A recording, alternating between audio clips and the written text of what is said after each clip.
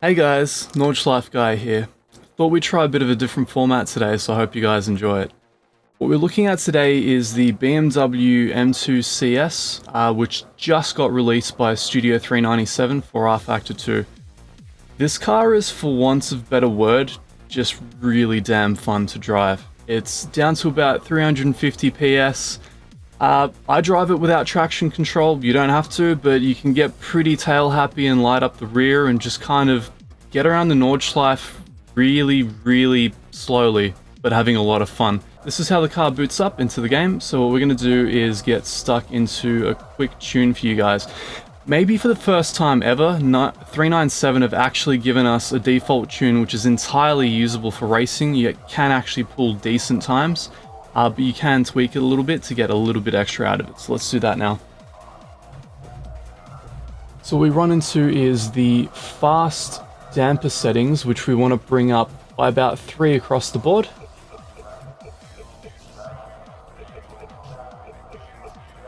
Cool, with that done, we max out the ARBs. Makes the car a little bit more twitchy, but faster and turns in a little bit better. And finally, we'll equate the camber between the front and the rear wheels. I'm not sure why they tuned less on the fronts than the rears. It's very uncommon for a race car. But we'll bring them back to 2.8 and then drag them together down to about 3 degrees. And that about does us, really. From there on out, it's really down to personal preference. If you're perhaps not entirely experienced, you may want to turn the TC on to dry. Otherwise, just keep it off and have some fun, light up the rears. And the brake bias is a default at 50-50, but you can push it more towards a front bias if you prefer more control under braking. But we'll keep it at 50-50 and hope for the best. So what we're doing here is a qualifying session. What we'll run through is the initial out lap, because you have to warm up the tires and the car in rFactor before you go in for the actual lap. And then we'll do the actual qualifying lap together and see how we go from there. The AI is set to, I believe, 108 out of 120, so it's quite high. It should give us a run for our money. And I'm completely cold. I've not done any racing today whatsoever. This is my first lap. Oh crap. Yeah, I was already heading out. Whew, hope we don't have a crash in the box. That would suck. Anyway, let's get to it, and I guess we'll run you guys through this car and have some fun. Okay, so this is us underway. We're waiting for the green light so we can leave the box. That would be a good start. Come on, little Mr. AI man. Wave us through. Ah, there we go. AI's on its way. Let's make it count. Disable the pit limiter. Usually a big newbie mistake in rFactor 2. Alright, so rFactor is notorious for having a very interesting driving model when the tires are cold. Because the tire model is so dynamic and so advanced, you really have to take it easy for the first minute or two of driving, which can be hard to do with the AI trailing you. Now, because the AI is jacked up and they're on a bit of a different physics model to what you are, it can be a little bit hard to get space between you and them on these initial qualifying laps without spinning out somewhere. But yes, so the car compared to the rest of the content in rFactor almost represents a leisurely Sunday drive. Comparatively, quite little power. The aero isn't quite as sophisticated. You can feel the car really wanting to understeer off when it comes to these high-speed corners like Fluke Plat's just there. Quite comfortable here. I mean, it can barely get up to 6th gear. I think the car has 7 gears, but good luck getting to 7th. So, cut across this line here, and coming up the Schwedenkreuz. Alright, still needs to warm up.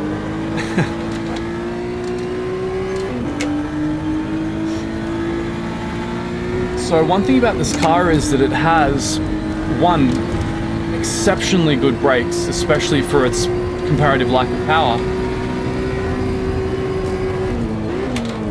And two, amazing ABS force feedback. it actually feels like a real car when you start locking up the tires, and you can feel that violent sort of pulsating through the wheel. They've rendered that better than any car in any sim I've ever played, so you always know exactly when you're on the limit with braking.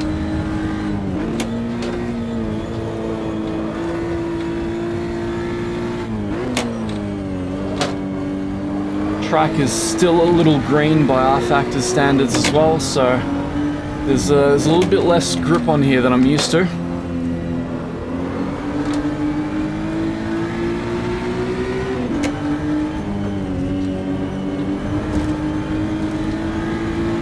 Alright, let's see if we can do the miss hit miss.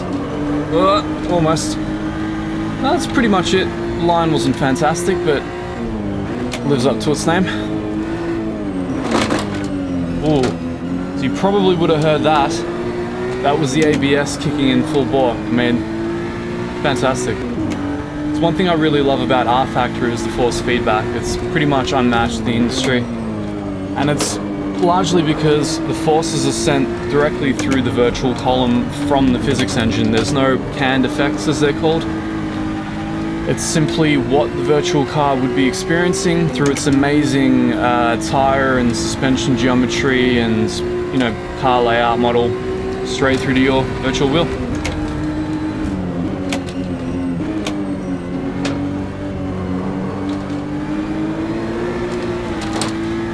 One of the great things about this car is because it's so slow and so well balanced in its design is that the sweet spot between grip and slide is so wide. You can literally just keep it on that feather edge. You can catch drifts and counter steer to your heart's content. But if you don't like doing that sort of thing, just bump the TC up 1 point, you're in business.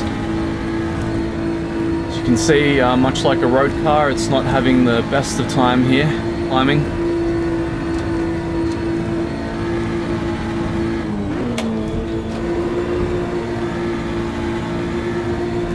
Very fun to drive. Very great car to actually learn in as well. So if you don't know this track, or you don't know sim racing particularly well, this would probably be the first add-on content I would recommend someone buy for rFactor. See, that sweet spot is just absolutely amazing. You can literally keep the wheel in the center and just modulate the throttle to turn you. Oh yeah, good old carousel. Man, is that AI still behind me? That's insane. I mean, we're not going 100, we're not really going full attack at the moment. But even so, I mean, I'm impressed at how the AI go at these settings, because for some reason in this car, the AI is super easy at when set to 100, which is traditionally what I consider to be the AI's max.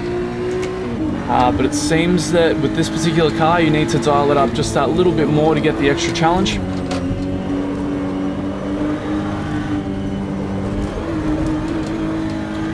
So what I think I should start doing is navigating you through some of these corners and the things that you may or may not want to do now that we're in stage 3 of the Nordschleife, which is my personal favorite part of the track. It's the most 3D, I suppose. It's the most mountainous. You really notice when you're actually there. It feels absolutely amazing going through this in a car. So one thing this car does is, because first gear isn't quite as long as GT3's, you'll be doing a lot of your turning in maybe third. Third is sort of the in-between gear where you can save the most time, so you don't have to waste it on shifting. Brake after the jump there, stay in fourth, mount the curb on the inside like an idiot, and just stay in fourth. Now here's a really tricky part in this car, because ideally you want to stay flat in order to maximize your time getting through here, but as soon as you bounce off a curb, your day is pretty much done. And this car does love to understeer under full power. Down to fourth through here. Just modulate the throttle down to third. Like weird camber on the exit here, very easy to lose the rear end. Stay in third, and 2 wheels on the black stuff in the small carousel. Up to fourth here, we slightly tap the brakes coming in. Modulate the throttle, counter steer, and now slight lift right here, and right back on full power. And then take it all the way out to the outside. And then let the car naturally straighten out over the final straight. This is usually on a TF day where you would be letting the car and the brakes cool down a little bit. But since we're driving a virtual specimen, it doesn't really matter quite so much. So we're coming up on the end of our outlap. The tire pressures are only about 165, give or take, which is about 15 kPa off where we should be. Oh, that's not good. But it should still be enough for us to do what we need to do. So, braking strategically through here. Brakes are absolutely amazing in this car. ABS feels fantastic. Alright, and coming in for the full lap. Alright, let's see how we go. Brake nice and early. Get the car to turn in. So this is a slight lift and then right back on the power. Let it run out. Up to fifth. Brake while turning.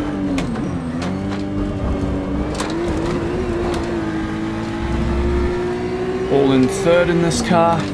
Mount the curb if you can, run it out. You can tell by the way I'm driving, these tyres aren't going to last much longer after this lap.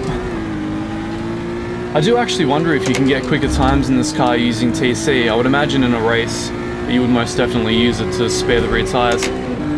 But I guess now that we're just doing a fun quali, it's all good. I have to stress about that sort of stuff.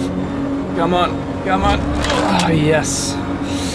That is the kind of thing that would massacre you in a GT3, but thankfully we've got our trusty M2 CS. Alright, so coming up to Schwedenkreuz again. Got to brake nice and early here, get across. Turning, turning, turning on the power and brake hard. Brake real hard in this car. Nice, just follow it out. And flat all the way through until the end of the foxhole.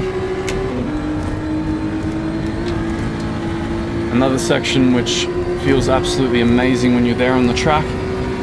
And brake fourth. Cut across the curb, down to third, ABS kicks in. Okay then, driving a little bit too on the limit, I would say. Probably losing a bit more time there than we should be. Alright, just nice and easy throughout an R4, so you want to jump into third before the last turn. So you've got the power to really carry you out, you don't have to switch gears halfway through.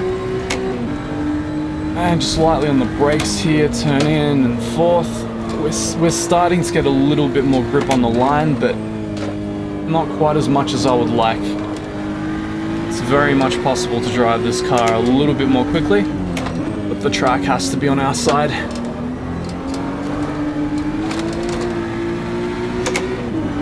Alright, so a slight lift here, pivot the car in, back, full power, and on the brakes, trail brake in, miss, hit, and miss. Follow it out, and then brake for the slowest corner on the track.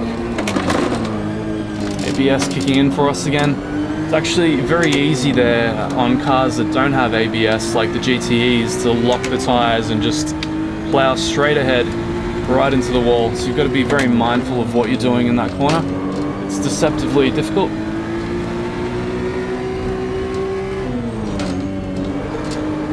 Awesome. Coming through Nicky Lauder's corner.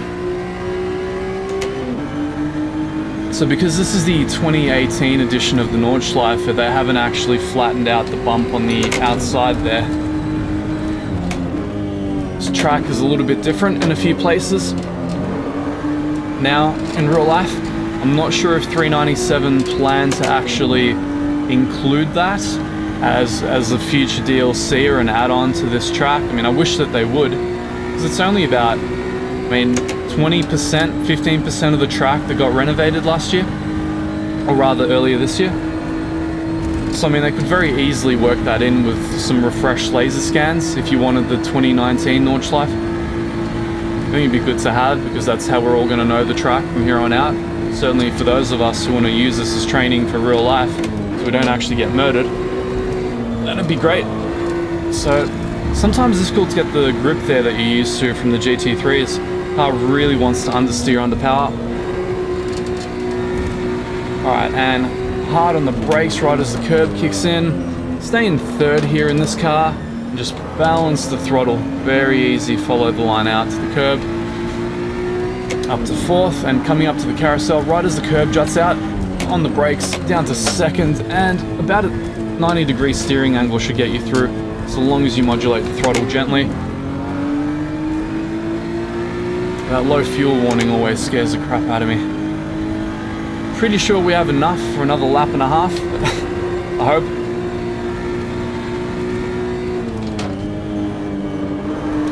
And down to third. This section is just pure joy. I mean, what racetrack has a combination of corners like that while climbing that steeply uphill? Alright, so coast in here, on the brakes, keep it close in, got to keep it tight here so you can ride those curbs out, and then hard on the brakes third, follow it on the inside where the grip is good, camber gets weird on the outside there, brake early, keep the car tight if you can, hard on the power and keep it tight here as well, power out, try not to spin because this is after all a YouTube corner, you do not want to spin here with the bad camber on the outside, a lot of people do that in real life. They end up on a compilation reel.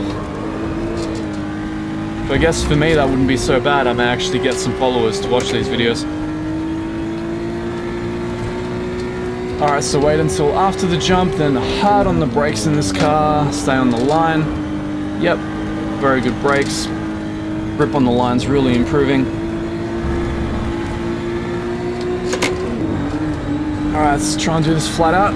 Come on, come on. Oh man, I would not want to experience that in real life. Yeah, you know, almost.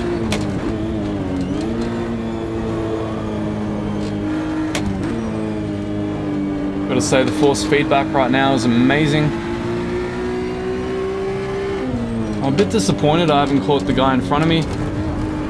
But I'm guessing with the AI jacked up this far, he's probably pulling a decent time. I guess more than anything, I should be happy that the guy behind me hasn't caught up yet.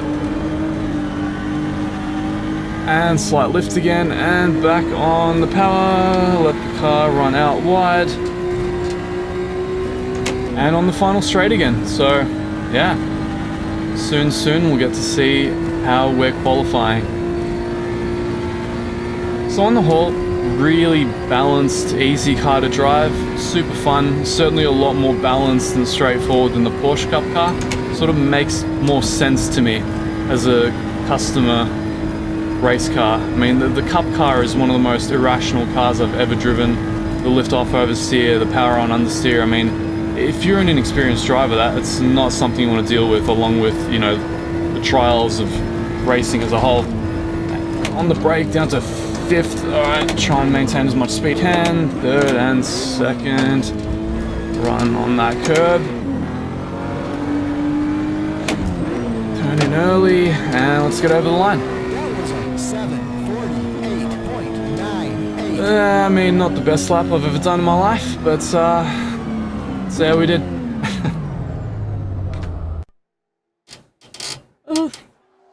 So far, so good.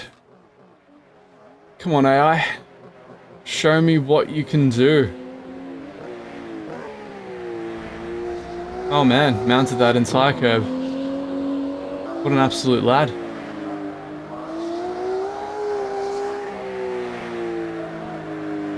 Ooh, oh, they're getting close. They're getting close. Okay, starting off in pole. Oh man, this is not the place you want to be given control over the car. Cut this guy's line a bit. Take it easy and accelerate on through.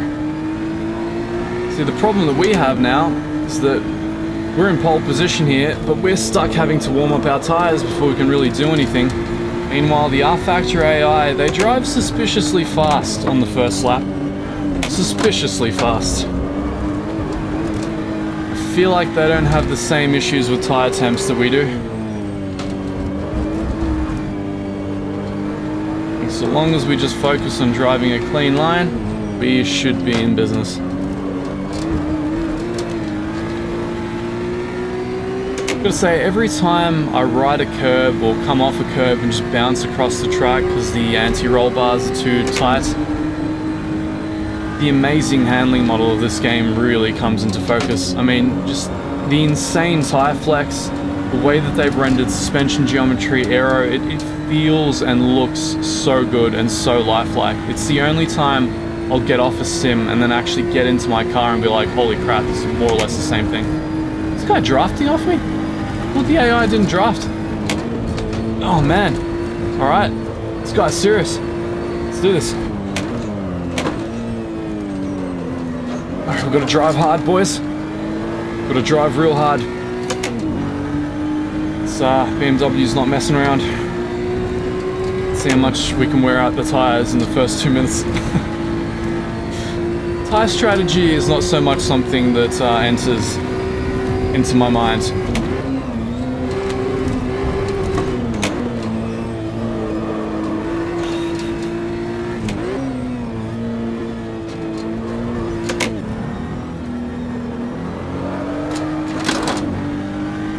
You can see, very easy to catch countersteer. I'm actually impressed at how well the AI is keeping up. I mean, for a dude that qualified so far behind me, he's not that far behind now. So for some very inexplicable reason, the video decided to cut out halfway through that race, which is, I know, great and exciting for all of us. I'll let you in on a spoiler though, I won that race. It was a really close battle between me and that AI that started catching me towards the end. What was really impressive is that he actually started catching me even though I was a second quicker than I was in qualifying, which is kind of strange. Makes me think that there's some kind of a catch-up code in the AI that's behind you, coded into the game. But I digress. That's that for today. If you guys enjoyed what you saw, please consider giving a subscribe. Smash the like button and let's make a thing out of this. I'm a Nordschleife specialist. Maybe we can see what kind of crazy other cars we can take down there in the future. So yeah, like and subscribe and we'll see you guys next time. Thanks.